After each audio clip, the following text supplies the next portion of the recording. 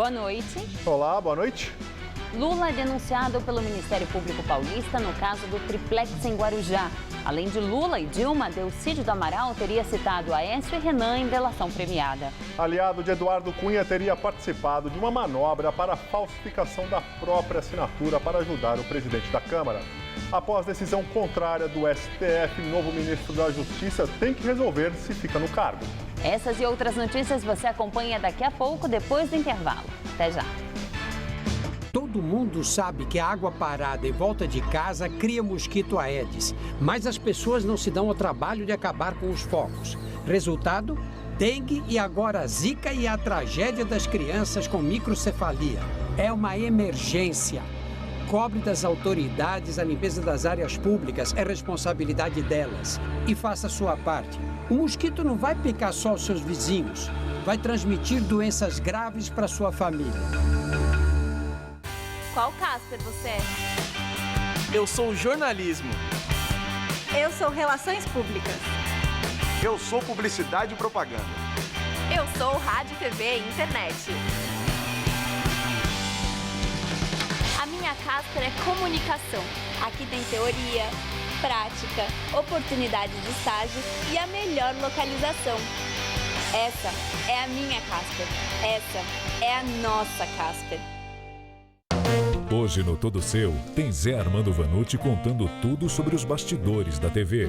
Eu converso com o vereador na Câmara Municipal de São Paulo, Andréa Matarazzo. E tem ainda musical com a cantora Thier. Todo Seu, hoje, em novo horário, 11 da noite.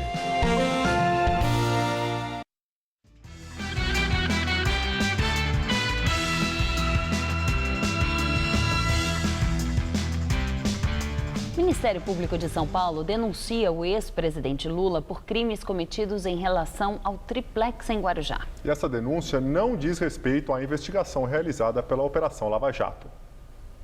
A denúncia foi protocolada nesta tarde pelo promotor Cássio Concerino na 4ª Vara Criminal do Fórum da Barra Funda, em São Paulo. O Ministério Público Estadual sustenta que o ex-presidente Lula cometeu 4 crimes: estelionato, falsidade ideológica, organização criminosa e lavagem de dinheiro. Para o MP, Lula ocultou ser o proprietário do triplex no edifício Solares, em Guarujá, oficialmente registrado em nome da construtora OAS. A investigação mostrou que a OAS bancou uma reforma no apartamento ao custo de mais de R$ 770 mil. Por enquanto, o caso segue sob segredo de justiça. O MP convocou uma entrevista coletiva para esta quinta-feira com o objetivo de dar detalhes sobre a denúncia. Além do ex-presidente Lula, o Ministério Público de São Paulo também denunciou a ex-primeira-dama, dona Marisa Letícia, o filho mais velho do casal, Fábio Luiz da Silva, conhecido como Lulinha, e outras 13 pessoas. Se a justiça aceitar a denúncia, o ex-presidente passa a ser réu no processo. Na lista de denunciados também estão o ex-tesoureiro do PT, João Vacari Neto, o empresário Léo Pinheiro, da empreiteira OAS e amigo de Lula, e também ex-dirigentes da Cooperativa Habitacional dos Bancários, a Bancop. No âmbito federal, Lula também é alvo da Operação Lava Jato do Ministério Público Federal. A investigação apura se Lula é dono de um sítio em Atibaia, interior de São Paulo. Em nota, o Instituto Lula voltou a afirmar que o ex-presidente não é proprietário nem do triplex nem do sítio e que Lula não cometeu nenhuma ilegalidade. Também informa que o promotor Cássio Concerino foi parcial ao comunicar previamente à revista Veja que denunciaria Lula. O Instituto também ressalta que há uma ação no Supremo Tribunal Federal sobre quem teria a competência da investigação do triplex: o Ministério Público Federal ou o Estadual de São Paulo. O advogado do ex-presidente, Cristiano Zanin, afirmou que a intenção do promotor foi de macular a imagem de Lula, imputando crime a uma pessoa que o promotor sabe ser inocente. E que o promotor responde a uma sindicância disciplinar no Ministério Público de São Paulo por ter antecipado a denúncia antes de ter chegado ao fim das investigações. Mais cedo, o ex-presidente Lula se reuniu em Brasília com o presidente do Senado, Renan Calheiros, do PMDB, e com outros senadores da base do governo. A possível nomeação do ex-presidente como ministro de Dilma esteve entre os assuntos discutidos. O encontro foi na residência oficial do presidente do Senado. Lula teria explicado aos senadores as denúncias que pesam contra ele em relação ao sítio de Atibaia e ao apartamento em Guarujá. Para investigadores da Operação Lava Jato, os imóveis são do ex-presidente. Lula nega. Ele se disse perseguido pelo Ministério Público. Voltou a afirmar que não precisava ter sido levado à força para depor na Polícia Federal em Congonhas, sexta-feira passada, e que se tivesse sido intimado, compareceria. Na saída do encontro, num gesto simbólico, Renan entregou a Lula um exemplar da Constituição Federal. No encontro, Lula também teria falado de sua suposta nomeação como ministro do governo Dilma. Se isso ocorresse, ele ganharia foro privilegiado e a investigação contra ele sairia das mãos do juiz Sérgio Moro para o Supremo Tribunal Federal. Renan negou que Dilma tenha convidado Lula para algum ministério. Ele fez questão de dizer que não teve convite, que não cogita, porque para ajudar o Brasil ele não precisa ter cargo para exercer, ter cargo de ministro, mas que ele quer ajudar, quer vir a Brasília, quer conversar com o Congresso.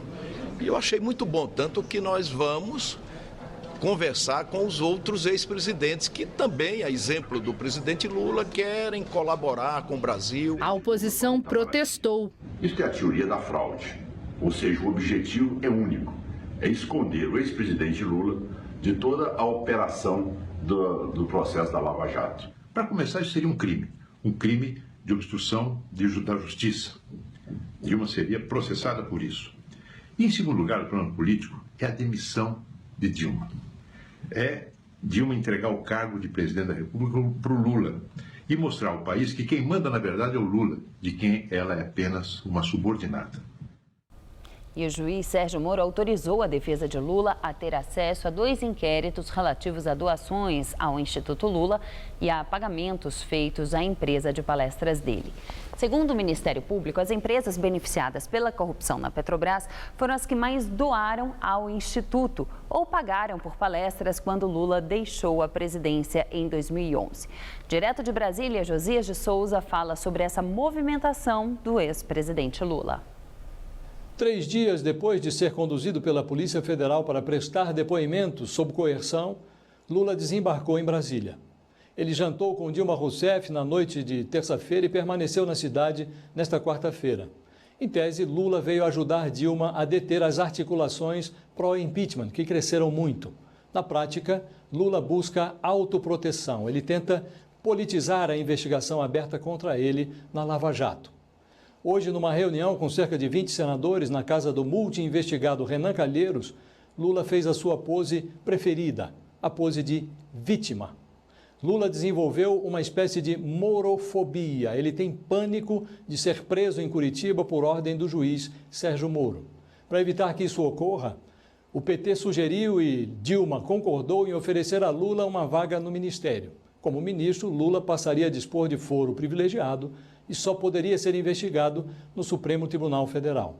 Essa piada já tinha surgido em agosto do ano passado. Naquela época, consultado, Lula recusou a oferta enfaticamente. Agora, ele recusa sem a mesma ênfase.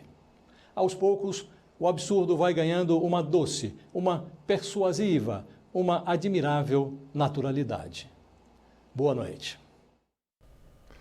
Na quinta-feira passada, o vazamento de informações de uma possível delação do senador Delcídio do Amaral, do PT, atingiu em cheio o governo, porque o parlamentar teria citado Dilma e Lula como favorecidos no esquema de corrupção da Petrobras. Agora, mais nomes vieram à tona.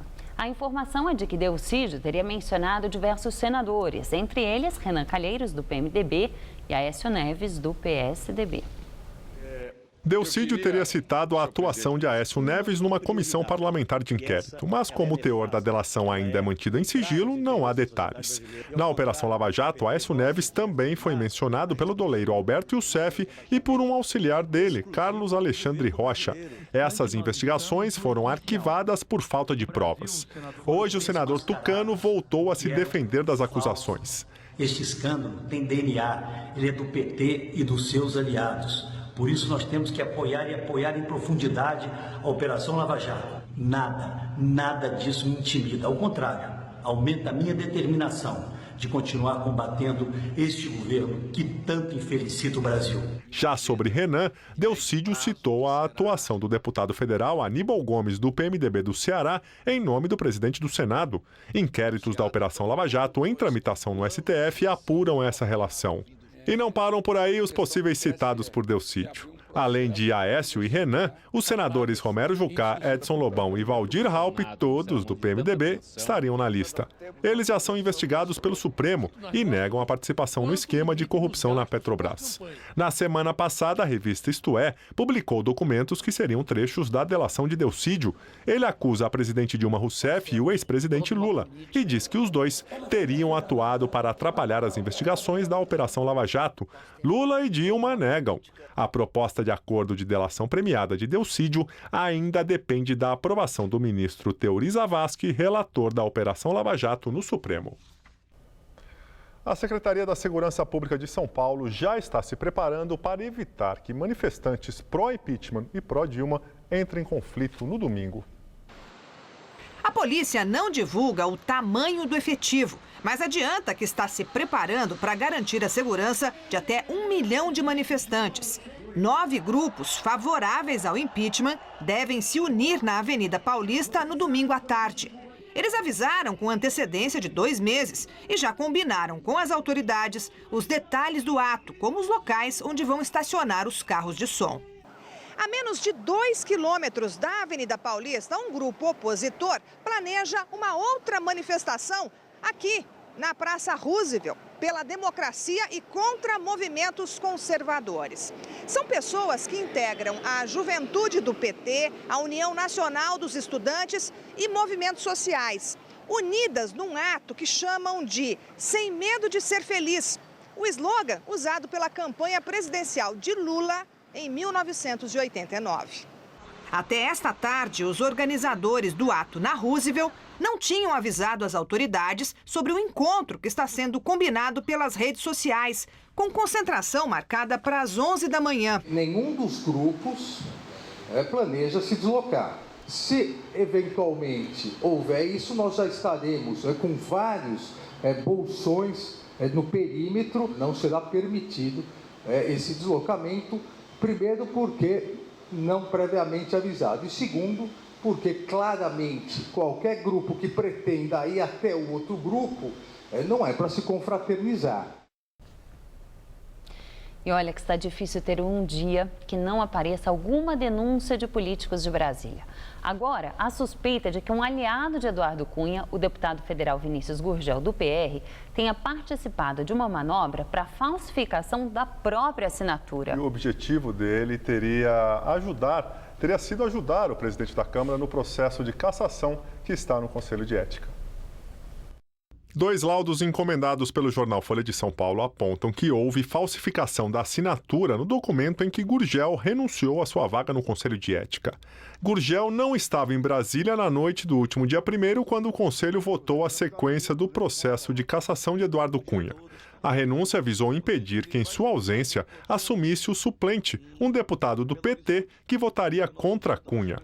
Com a renúncia, o PR pôde indicar outro deputado do partido que fosse a favor de Eduardo Cunha. Mesmo com a manobra, a continuidade do processo de cassação foi aprovada por 11 votos a 10. Hoje, Gurgel negou que tenha falsificado a assinatura. Tomo remédio controlado, felizmente tem até que invadir a nossa privacidade. E na quinta-feira eu bebi um pouco antes de viajar e na sexta acordei de manhã cedo com pressa para assinar alguns documentos e assinei esse documento. Então não vou dizer se eu estava sob efeito de álcool misturado com remédio controlado e acabei não assinando da maneira que eu costumo assinar. Questionado se a mesa diretora tomaria alguma providência, Eduardo Cunha alegou que a decisão cabe ao vice-presidente da Câmara, Valdir Maranhão, do Partido Progressista. Vários deputados contrários a Cunha afirmaram que vão denunciar Gurgel por quebra de decoro. E o governo teve hoje mais uma derrota e mais uma crise para administrar. Por maioria, o STF decidiu que a posse do novo ministro da Justiça, Wellington Silva, é ilegal. Com a decisão do Supremo, ele terá 20 dias para decidir se deixa a pasta ou se pede exoneração do Ministério Público.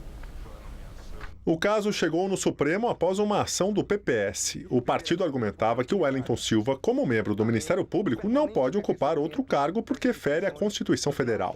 Ele era procurador-geral adjunto da Bahia e foi exonerado no início da semana. No entanto, continua no cargo de procurador da República, que é vitalício. O relator do processo no Supremo, Gilmar Mendes, votou pela aprovação da liminar que impede a posse do ministro. Segundo ele, manter o ministro no cargo fere a independência funcional do Ministério Público. O voto foi acompanhado pela maioria dos ministros. A ministra Carmen Lúcia mandou um recado para o governo. Se os tempos estão difíceis, não faça estripulia, não tente fazer, na dúvida, não faça algo principalmente que é questionável constitucionalmente e, neste caso, interpretado constitucionalmente pelo Supremo num determinado sentido. O Marco Aurélio Melo, contrário ao afastamento do ministro, a decisão do STF agrava a crise política. Agrava a econômica financeira que repercute na mesa do trabalhador. Onde vamos parar, presidente? Agora vamos falar de economia. A inflação oficial divulgada hoje pelo IBGE perdeu força em fevereiro. O IPCA continuou em elevação no mês passado, mas pelo menos a alta já foi menos intensa em que meses anteriores. A inflação oficial do país em fevereiro desacelerou para 0,9%. Este é o menor valor dos últimos 4 meses, isso na comparação com janeiro. Agora nós vamos ver, nos últimos 12 meses, a inflação ficou em 10,36%. É o resultado, isso é o acumulado de 12 meses e a alta dos preços, apesar de ainda estar elevado, o valor mostra um recuo pela primeira vez desde setembro do ano passado. E agora vamos ao comentário de economia com Vinícius Torres Freire. Com o Brasil em clima de terra em transe, se presta menos atenção nas notícias da economia. Mas está acontecendo alguma coisa nova? Nos mercados financeiros, sim, pois o pessoal do dinheiro está super animado com a chance maior de impeachment. Nas 2 últimas semanas, as bolsas sobem, o dólar cai e as taxas de juros no mercado financeiro, aquelas entre bancos, caíram um pouquinho. A melhoria foi alucinada, rápida. Isso é resultado de 2 coisas. Primeiro, de melhoria de humor no mercado financeiro internacional, que começou a especular que a China não vai à breca e que o preço do petróleo vai subir. Segundo, a melhoria resulta da especulação de que aumentaram as chances de o governo Dilma acabar antes da hora. Os ativos financeiros brasileiros, que são ações, títulos de dívida e o próprio real, estavam com o preço de xepa, de liquidação, muito baratos. Se houver mudança de governo, o mercado acredita que a economia começa a respirar. Se começa a respirar, o real se valoriza, as empresas valem mais. Então, por via das dúvidas, tem gente especulando com essa hipótese. Faz diferença para a economia real? Por hora, nenhuma. No mais, tudo ainda é terra em transe, tudo ainda depende da política. Boa noite. Hoje esquentou ainda mais em relação aos últimos dias aqui em São Paulo. Fez 30 graus à tarde. Esse calor trouxe chuva forte no início da noite e o Centro de Gerenciamento de Emergências emitiu um alerta de alagamentos para toda a Zona Sul, o Sudeste e a região da Marginal Pinheiros. E a chuva causou transtornos. O córrego do Ipiranga transbordou e o aeroporto de Congonhas registrou rajadas de ventos de mais de 100 km por hora. Amanhã deve chover mais. Mariana Armentano traz os detalhes da previsão.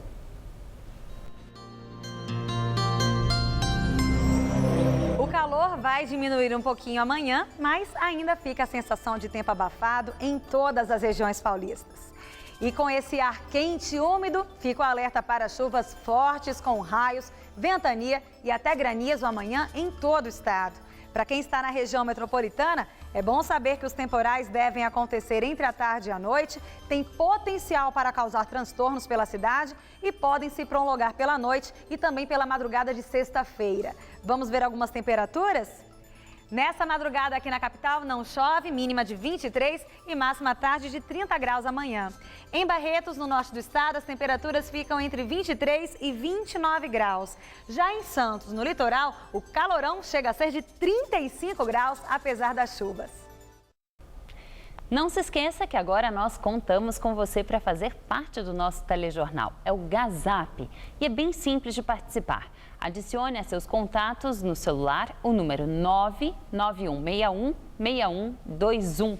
E aí é só você mandar pelo aplicativo WhatsApp, enviar aí as suas fotos, vídeos, tudo que tiver até 1 minuto. Para ficar bem legal, grava com o celular deitado, ou seja, na horizontal. Hoje, a denúncia foi enviada por um morador de Santo André, no ABC Paulista.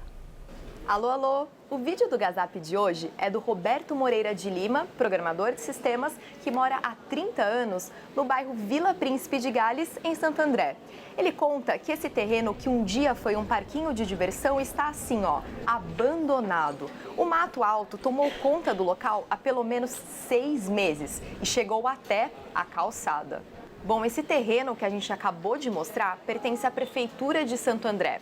Nós entramos em contato com a assessoria de imprensa, que respondeu através do Gazap que o parquinho ele teve que ser desativado por causa de uma obra que estava sendo feita atrás daquele terreno.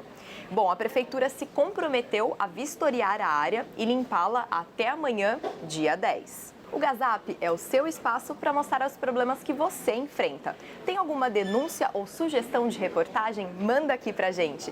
Basta adicionar o nosso telefone, que é o 0 operadora 11 99161 6121 aos seus contatos do WhatsApp. E no site da TV Gazeta, você fica sabendo exatamente como enviar o seu vídeo. Hoje é só, até amanhã. Pacientes do Hospital do Servidor Público Estadual reclamam do cancelamento de cirurgias. Entre os motivos, acredite, estariam a falta de vagas na UTI e risco de contaminação. Cair e quebrar o fêmur foi só o início de uma série de problemas que a dona Amélia está tendo que enfrentar. Ela veio para o Instituto de Assistência Médica ao Servidor Público Estadual. Aqui constataram que ela precisa de cirurgia, mas isso já faz 2 semanas e a operação foi adiada 3 vezes. E como a dona Amélia tem 85 anos e sofre de Alzheimer, a filha dela está preocupada. Hoje se encontra em falta de vaga na UTI e material esterilizado. O material chega aqui, na hora de abrir no centro cirúrgico, ele está contaminado. Então, lógico, não pode ser usado no paciente. Ou então não tem vaga na UTI. E o que a gente fica perguntando, como é que você pode programar uma cirurgia sem ter vaga na UTI?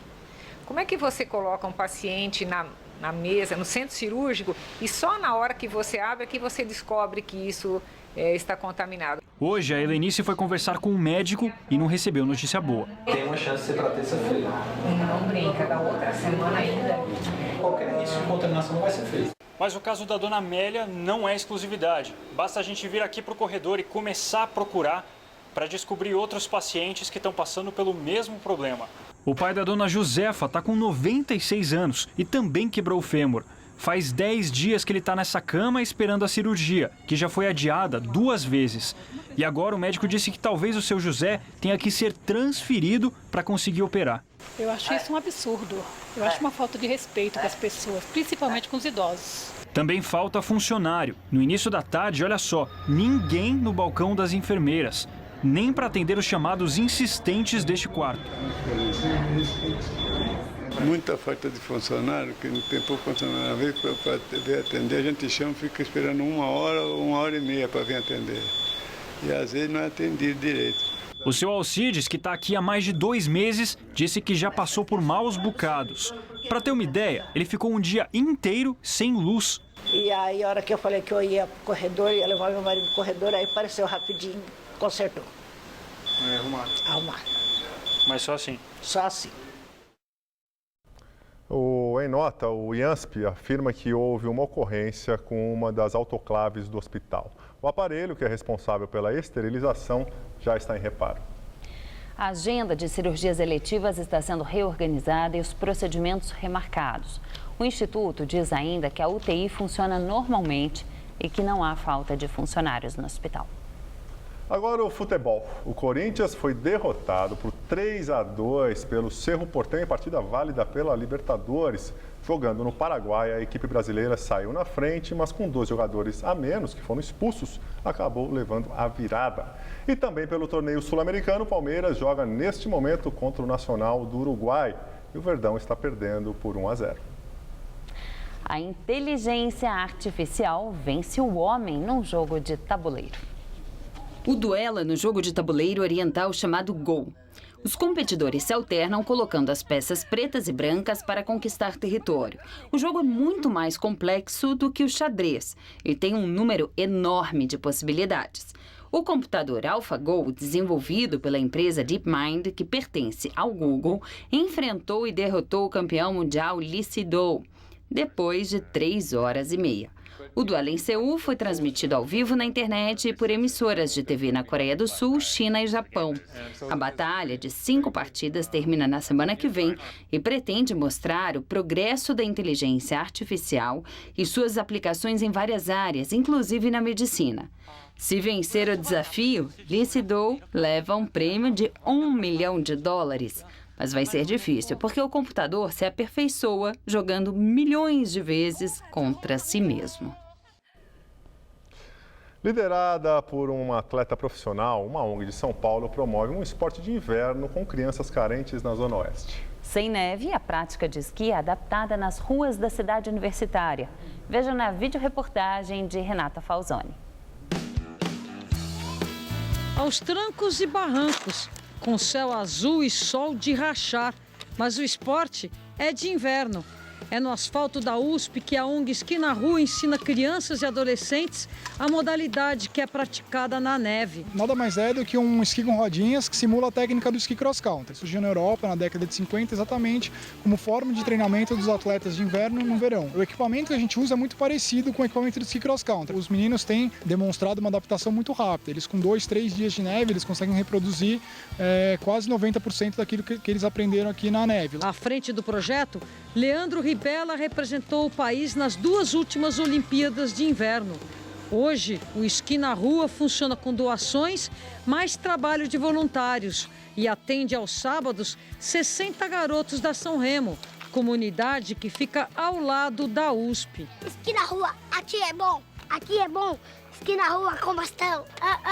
No início, apenas o balanço, até a remada com bastão. Eu achava bem difícil. Mas depois eu fui pegando a manha e tô conseguindo. É um esporte muito legal. O objetivo é social, mas também surgem talentos, como Altair Firmino, que acaba de voltar da Noruega, onde disputou os Jogos Olímpicos de Inverno da Juventude. Antes minha mãe falava que não ia levar nada, que nunca ia conhecer a neve assim. A minha satisfação é muito maior vendo onde esses meninos podem chegar do que a satisfação que eu sentiria hoje se eu estivesse competindo só pra mim. Você vê outra realidade do mundo, assim. Eu aconselho para todo mundo que a cabeça da pessoa muda quando tá dentro de um esporte. Nós ficamos por aqui. Tchau, Gabriel. Uma ótima noite para todo mundo. Valeu, gente. Obrigado pela companhia. Vocês ficam agora com Sobremesa para 2 com Paula Vilhena. Até amanhã.